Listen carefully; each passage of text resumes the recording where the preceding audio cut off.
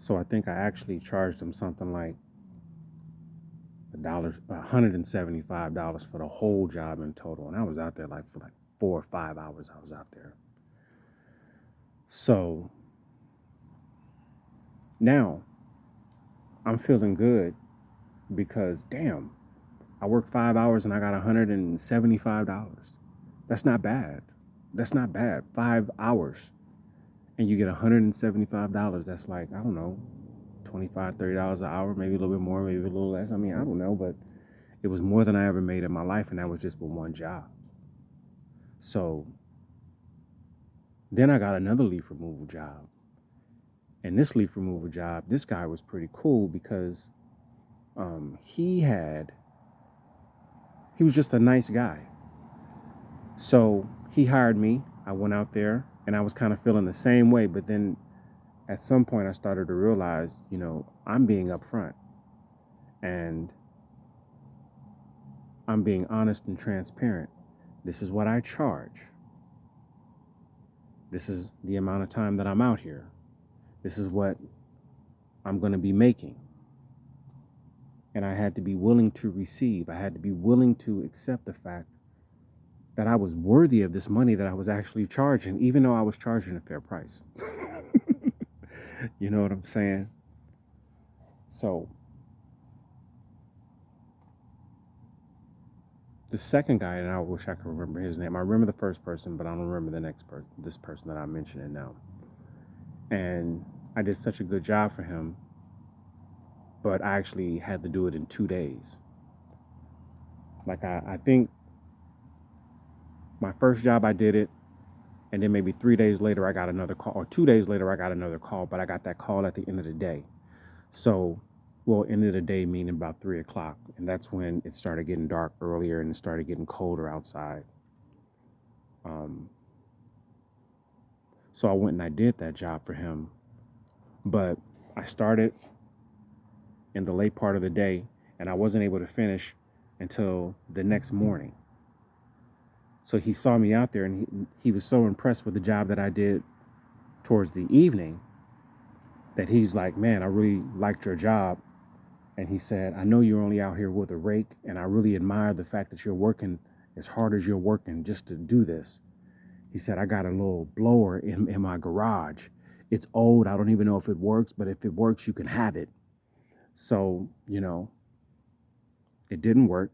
I took it to this little shop. I paid like $40 for it. It worked for a couple of times, and then it didn't work after that. But just the idea of this guy going out of his way to do something to help build my business. But what it was really doing was the universe was trying to tell me, you need to start thinking bigger. You only have a rake. You'll never last out here, but I got something better for you. I got something better for you. And let me help you. So, this blower that this guy offered me, it didn't work. But what did that do? That planted the seed in my mind of, you know what I do? When I had my other landscaping job, I had a big blower. I need one of those doing this.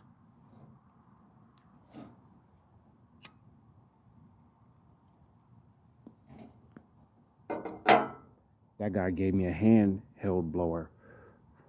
But then it planted the seed that I needed a blower. So I do a couple of jobs. I made some good money just for those two. I think within that week I had 3 jobs, and then I got a job interview for a job. Another what I was thinking was a real job. I got a job interview, and they hired me. And I'm going to tell you this. At this time, it took a while before I got that second job. And I'm not talking about a long time, but but at the time we were making good money. I was married, everything was straight. I was doing what I was doing, whatever. The priority was to get a job, but we're not going to kill ourselves over it because we cool right now. You know what I'm saying? But anyway, I do get an opportunity for a second job, and I get that job, I get hired. Now, when I'm doing the interview to get hired, I'm getting all these calls about yard work, yard cleanup jobs, leaf removal jobs. This is from me putting putting out those flyers throughout the neighborhood. But let me go a step back before that. Something told me at some point, and something popped in my head about, you know what, why don't you just go get some flyers and just see what happened? Because I didn't know whether anything was going to happen from it. But I knew I wasn't doing nothing that day. I didn't have nothing better to do. And then I had a few dollars in my pocket. So I was like, well, fuck it. Let me just bet this last few dollars on me. Like it was only $7.82. And I wasn't broke. But in my mind, that's like, I don't, I only have a certain amount because I'm not working. So something told me in my mind to go get flyers. So I got flyers, put them in the neighborhood. Next thing I know, I started getting money for those flyers. It was like I would pay 25 cents for each flyer, or let's say even, I don't know what it came up to, 10, 15 cents for each flyer. And from one flyer that was 15 cents, it made me at least $150. Now I had to work like hell to get it, but I didn't have that $150. Well, actually it was $300 because each job was about $150. And if you add in the tip that the lady gave me, she gave me like another $25 tip. And then the other guy, not only did he give me like a $15, $20 tip, he also gave me a blower. Now the blower, I got one good work out of it, but that's it. But all this happened for me thinking, let me just walk around the neighborhood with these flyers and pass them out. That was in my imagination first. It wasn't in there very long, that idea. But as soon as I made up my mind that, you know what, I'm going to take myself up on this lawn service shit, because what if it's true? What if I can make a killing out here mowing fucking lawns and picking up leaves for a living? Yeah, sometimes the work is hard, but shit, I like mowing lawns. I love mowing lawns. I love it. I'm not saying that's something that you should do, but you can consider it. It's good money, legal money. Just make sure you keep your paperwork and shit right.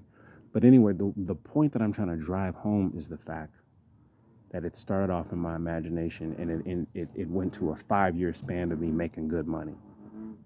Just from my imagination of some shit that, my son put the seed in my ear. I thought about it a little bit. For some reason, it made sense. Then I got the flyers. Then I got the work. They started paying me for the work. Then the business gradually started to grow. So I'm sitting in the interview office, and I know they're going to hire me. And they do. And I take the job. And I worked the first night. It was a mid shift. It was like from 3 to 12. And, I was starting to get some good business with this lease shit now. Like, I had about 2 or 3 calls. So I remember I had to do some leaf removal jobs before I went to that interview. And after that interview, I still had more leaf removal work later on for the end of the day. But I said, fuck it, I'm going to just go ahead and take this job. Now, this is my second night of work. I'm working, and at this point, I've been up since 6 o'clock, and I worked from like 7 or 8 o'clock all the way up until 2 o'clock with my leaf service. And then I had to do a whole another 8 hours at this job. And I was tired and I was pissed off. And at the very end of the night, 15 minutes before 12 o'clock, the head boss of the whole warehouse stops everybody and says, nobody's leaving until all these packages are out tonight. We sent parts all over the country. I was so mad that he waited until 11:45 to tell me that I can't go at 12. I was so pissed. I had this sick feeling in my stomach. Like, what the fuck am I doing here? So the next day, I think about it. And I start getting more calls for the leaf removal. I'm talking about $150 for 4 or 5 hours of work. You know what I'm saying? And I was only spending, $25, $30 to actually produce the work at that time, because all I had was a rake. So my rake didn't break. But then I upgraded. I got a $20 rake, a bigger $20 rake. And then I started getting tarps. And then I started getting more, um, then I started getting more, um, shit, more paper bags and stuff like that. And then my wife, was like, fuck it. You're already out here, because we were using a minivan. She was like, fuck it, you're already fucking up the van. Just keep fucking using the fucking van. But then that next morning, the night after that shit, when the guy told us that we had to stay against our will pretty much, the next morning, I had a leaf removal job that I had to finish up, and then I came back home and I said, look, I don't want to fucking work at this other job, and I think this leaf removal shit can crack.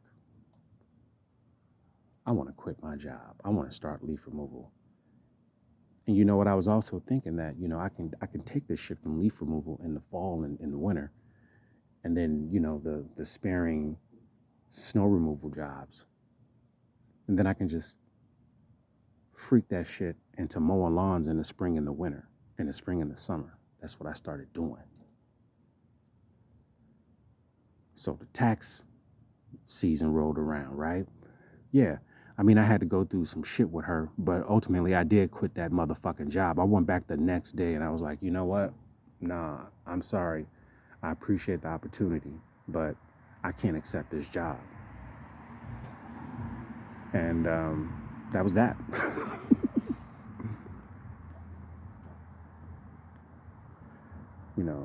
Then I had to hear a little bit from my wife. I don't know if this is the right thing to do, this, that. And she was worried about all that shit. I was like, man, fuck that shit. I'm doing it. And when that shit succeeded, I never threw that shit back in her face on some petty shit. I never did that. It do just now. But anyway, what I'm trying to say is, it just started off with a rake and 25 fucking trash bags. And then within 5 years, I grew that shit. And then I got to the point where I had bigger mowers. I had truck, I had all this shit going for me. I had blowers, man. I would buy the big professional blowers. I would buy those just straight cash. I was using 30-inch mowers that were $1,000 a piece. Like, I break those motherfuckers and I can go right back in the store within a week and buy a new one. All from my imagination, just thinking about that shit. Are you following me? So whatever you thinking about right now, like, just try to, if you can get your mind out of the loop of negativity for 5 minutes, right? No, I'm gonna teach you something more cold-blooded than that. Hold on. I'm gonna tell you something. I want you to put this shit to the test.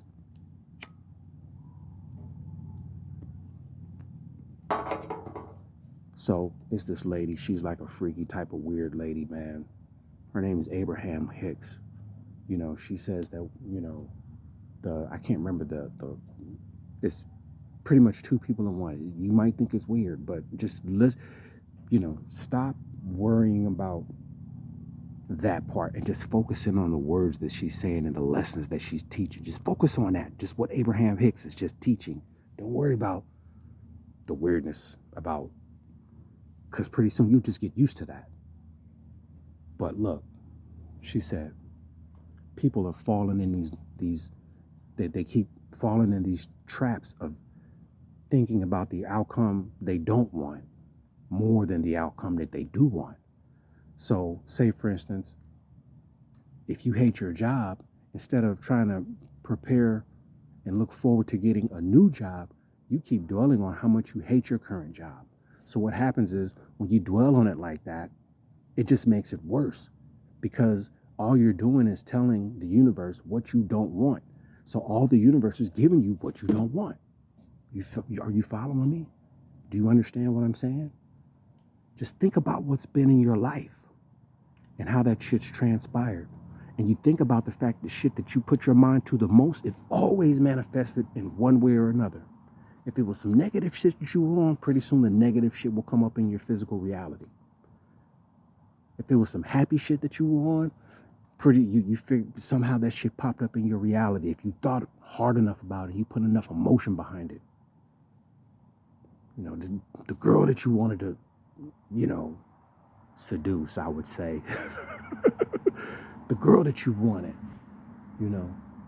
You try to figure out ways what you can talk to her, how you can approach her, what type of scenario you can create for her to somehow be in the same place with you at the same time. You thought about the first words you would say. You thought about how nervous you might be. Then you thought about, well, you a Mac. You ain't going to get nervous and this, that, and the third. You didn't know what was going to happen. You just knew that you wanted that girl. And the next thing you know, a couple months go by and you with her. It started your imagination. You feel me? Are you following me? So, Abraham Hicks said that if you focus on something for more than 17 seconds, you're going to attract a similar thought right after that. So let's just say you get in an argument with your girl late at night. You get drunk and high. You go to bed. You wake up the next morning. You're fine. And all of a sudden, something pops in your head about the argument the previous night.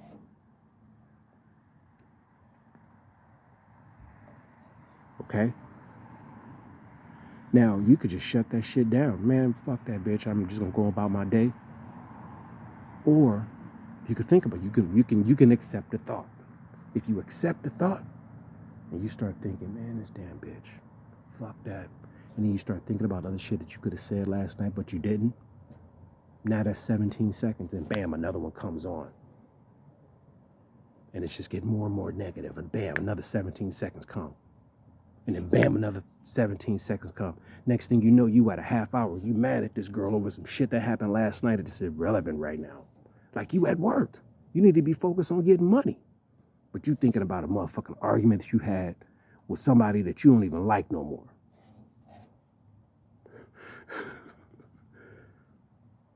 Or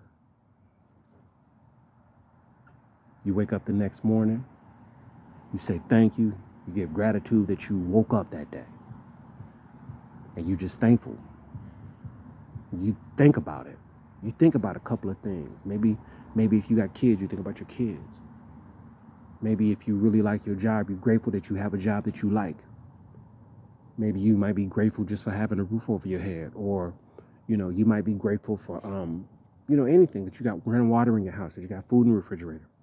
Whatever the case might be, that you can walk to work. Or maybe the area that you live in, until this COVID shit is completely over, in your area, a lot of the public transportation is free. Like in my area, I ride the bus for free. That's something to be grateful for. You know what I'm saying? Especially when I knew that for a little bit of a stretch of a time I was homeless, so I didn't really have no place to go. So a lot of times, especially in the winter, I would be on those buses just to get out of the cold. But anyway, so you spend your first 17 seconds of the day on gratitude, then the next thing you know, something else 17 seconds later is going to come to make you feel more gratitude. And then another 17 seconds, something's going to come and now you're feeling from gratitude. Now you're like happy. You know what I'm saying? Within 3 minutes of waking up, because you're attracting something good. First it started with gratitude. Now it's on something. Now you're just laughing for nothing. You got songs playing in your mind. You're saying the lyrics out loud. You're doing all this shit. And then the next thing you know, you have a whole good fucking day. Because you dwelled on what you wanted rather than being mad and upset about the scenarios that you wouldn't want in your life. That's how it works. You can use your imagination to fuel that type of shit. From here on out, don't think about